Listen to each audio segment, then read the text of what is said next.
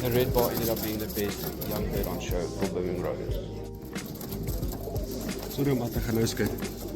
So up next was the old males, and yeah, so just to clarify again, that before this clip you're seeing now, Nadas went through all color classes for old cocks, for instance, and then chose the best of each. And what you're seeing here now is all the cocks, old cocks that won their color class up together to choose the best old cock on show. My blue male won best old cock on show.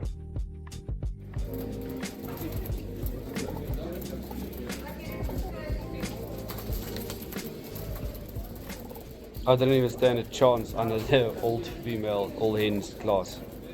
So yeah, I don't have a photo of the winner there, unfortunately.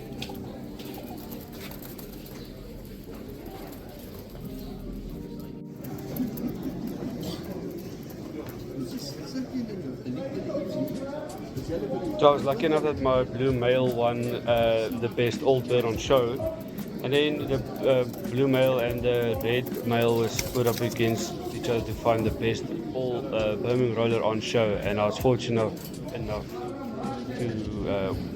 to win.